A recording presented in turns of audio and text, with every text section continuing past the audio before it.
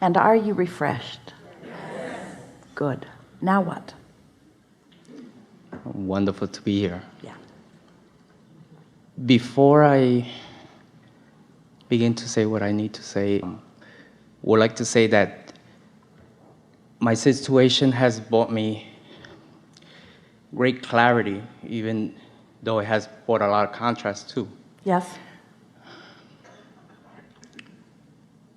Currently, my marriage is in strain, and that's because my daughter's a teenager, and there's been certain situations where I think she's not aligned when she's making decisions, and that's where I step in, and the mom is more open to let her experience certain things. There has been times where things have been hidden from me. So my question would be, should I just allow, even if I see that my daughter is in a position where she's not making a decision that is purely aligned, and as a father? Well, here's the thing. You have to decide, are you trying to teach behavioral control, or are you wanting to teach, through the clarity of your example, alignment and therefore inspired behavior? That's what I want. Because what happens if you don't allow someone to find their own alignment, if you don't allow them to feel their own freedom, they just get sneaky. And then it becomes this behavioral thing where you're keeping things from us that you shouldn't keep from us, where what's really going on is that you are sticking your nose in where it doesn't belong. And we know these are harsh sounding words to well-meaning parents, but so many parents really believe that their children aren't wise, that they will make bad decisions, and so they need to make all of the decisions for them. And there are a number of problems with that. First, your children never get good at making decisions if someone else is making them for them. Next, you are setting a very powerful message forward that says you are not to be trusted, which perpetuates more mistrust.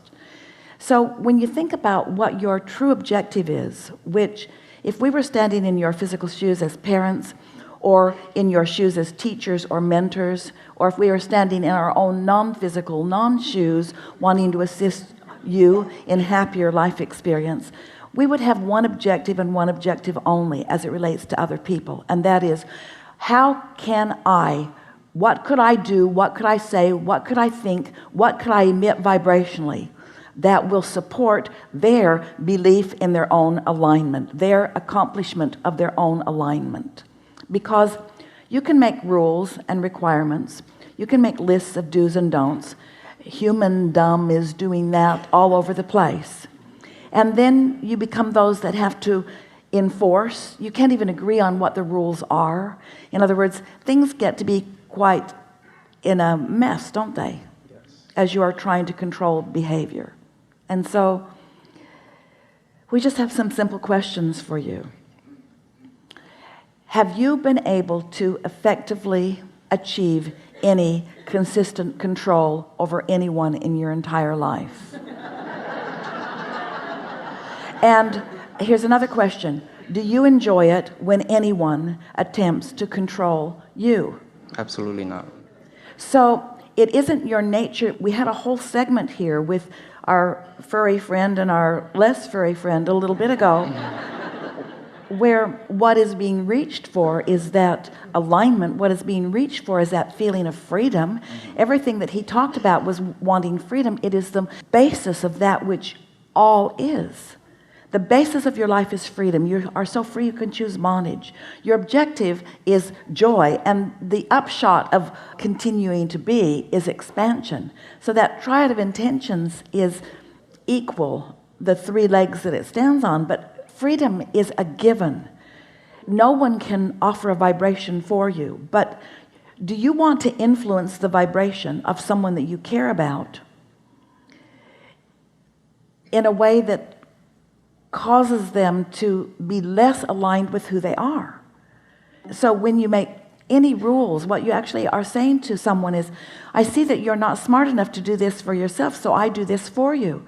Well, there's not a rule in the world that could give you the benefit that that rule is taking away.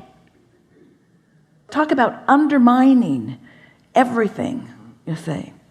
So of course you don't want to all of a sudden, we can hear arguments from you a bit around because you really do believe that you have to protect your children or that you have to teach them. But we're just asking you to teach through the clarity of your example. So our words to any parent would be, find alignment with who you are and then say whatever you're inspired to. Find alignment and then translate, then receive your inspiration. Because when you do that, you're receiving inspiration that includes everything that your child wants, where they are in relationship to it. Then your wisdom will be wisdom that will be helpful to them, you see. And it will sound more like, I'm not trying to tell you what to do. I just am emphasizing my desire for well-being for you. I'm not trying to control you. I'm just wanting to leave you in the best possible place that you can guide yourself in a productive way. And really, I'm trying to do the impossible. I'm trying to protect you from some of the mistakes I made, as if that were even possible.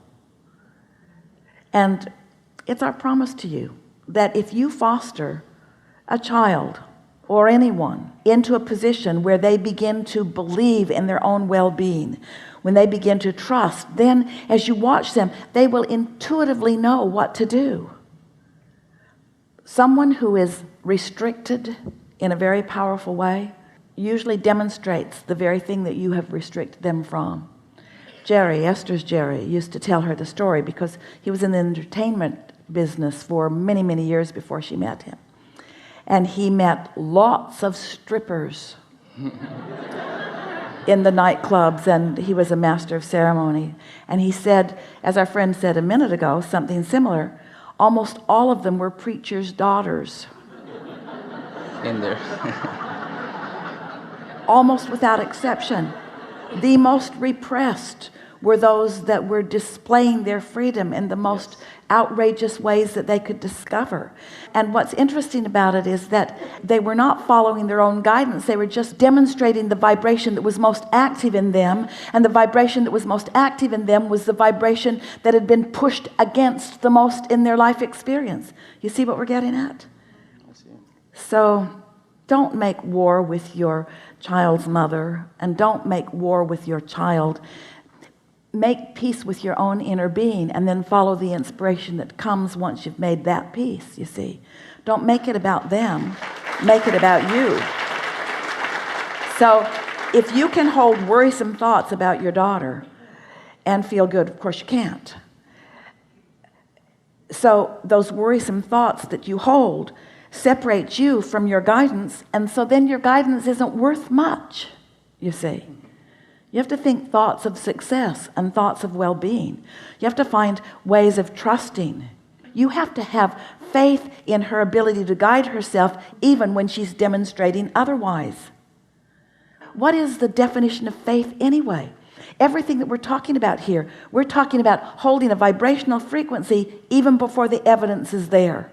Well, if there has ever been a conversation where we would like to apply that, this is it. Where we want you to have faith in the success of your children even before they've figured out how to demonstrate it. Because they will never figure out how to demonstrate it if you don't have faith in their ability to guide themselves. That's excellent.